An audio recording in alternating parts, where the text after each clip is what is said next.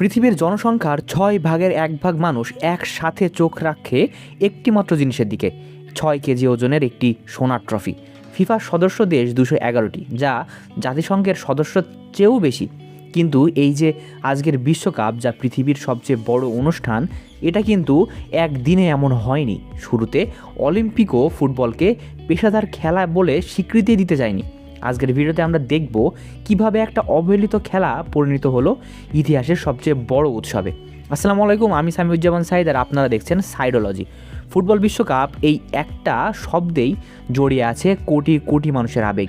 কিন্তু এই বিশ্বকাপের শুরুটা হয়েছিল খুব সাধারণভাবে, আর তার পেছনে গল্পটা অনেকেই জানেন না। তাহলে চলুন ফিরে যাই সেই শুরুর দিনগুলোতে।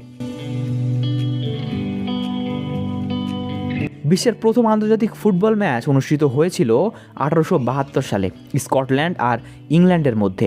এরপর 1884 সালে শুরু হয় ব্রিটিশ হোম চ্যাম্পিয়নশিপ, প্রথমবার আন্তর্জাতিক টুর্নামেন্ট। 1904 সালে 7টি ইউরোপীয় দেশ মিলে গঠিত হয় এই ফিফা, যদিও তখনকার ফুটবলাররা ছিল সবই অপেশাদার। 1908 সালে অলিম্পিকে ফুটবল প্রথমবার আনুষ্ঠানিকভাবে মর্যাদা পায়, আর 1909 সালে স্যার থমাস লিপটন ট্রফিকে অনেকে মনে করেন যে প্রথম বিশ্বকাপের পূর্বপুরুষ। আসল মোড় আসে 1928 সালে, যখন ফিফা ফুটবলে পেশাদার যুগের সূচনা করে। আর 1928 সালে তারা সিদ্ধান্ত নেয় অলিম্পিকের বাইরে নিজস্ব একটা টুর্নামেন্টের আয়োজন করবে।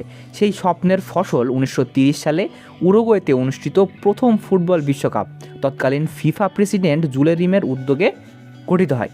সেই প্রথম ফাইনালে আর্জেন্টিনাকে 4-2 গোলে হারিয়ে চ্যাম্পিয়ন হয় উরুগুয়ে।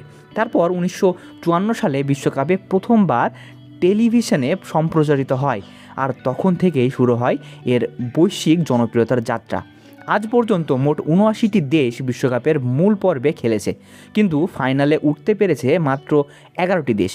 আর এখন পর্যন্ত মোট 22টি আসরের মধ্যে শিরোপা জিতেছে মাত্র 8টি দেশ, যার মধ্যে সবচেয়ে এগিয়ে আছে ব্রাজিল, 5বার চ্যাম্পিয়ন, তারপর জার্মান ও ইতালি 4বার চ্যাম্পিয়ন, আর আর্জেন্টিনা 3বার।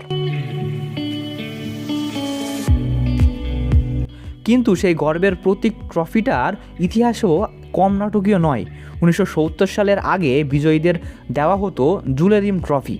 1966 সালে এই ট্রফিটি একবার চুরি হয়ে যায়, এবং অবিশ্বাস্যভাবে সেটা খুঁজে পাওয়া যায় একটি কুকুরের মাধ্যমে। কিন্তু 1983 সালে যখন এটা আবার চুরি হয়ে যায়, তখন সেটা চিরতরে হারিয়ে যায় আর কখনো খুঁজে পাওয়া যায়নি।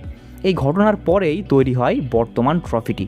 ইতালিয়ান ডিজাইনার সিলভিও গাজ্জালিনিগার তৈরির 18 ক্যারেট সোনায় গড়া, ওজন 6.1 কেজি।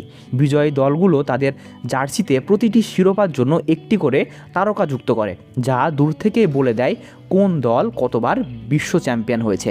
একটা সাধারণ ম্যাচ থেকে শুরু হওয়া খেলা 100 বছরের কম সময়ে পরিণত হয়েছে এমন একটি উৎসবে, যা একসাথে দেখে পৃথিবীর 6/1 মানুষ। আর এই যাত্রার প্রতিটি মোড়ে চুরি হওয়া ট্রফি থেকে শুরু করে নতুন ট্রফির ডিজাইন, সব কিছুই বিশ্বকাপকে দিয়েছে নতুন নতুন গল্প, যা একে আরও বেশি কিংবদন্তি করে তুলেছে। দীর্ঘ ইতিহাসের পরের অধ্যায় লেখা হতে চলেছে 2026 সালে, যেখানে বিশ্বকাপ নিজেই বদলে যাচ্ছে একদম নতুন রূপে। প্রথমবারের মতো 3টা দেশ একসাথে আয়োজক, আর অংশগ্রহণকারী দলের সংখ্যাও বেড়েছে রেকর্ড পরিমাণে। এই পরিবর্তন কি বিশ্বকাপকে আরও বেশি বড় করবে, নাকি এর আকর্ষণ কমিয়ে দেবে? এটাই থাকছে আমাদের পরবর্তী ভিডিওতে। ভিডিওটি ভালো লাগলে লাইক করুন, চ্যানেলটিকে সাবস্ক্রাইব করে রাখুন এবং বেল আইকনটাকে ক্লিক করে রাখুন, যাতে পরবর্তী ভিডিওটি মিস না হয়। শেয়ার করুন তাদের সাথে যারা ফুটবল ইতিহাস ভালোবাসে। ততদিনের জন্য আল্লাহ হাফেজ।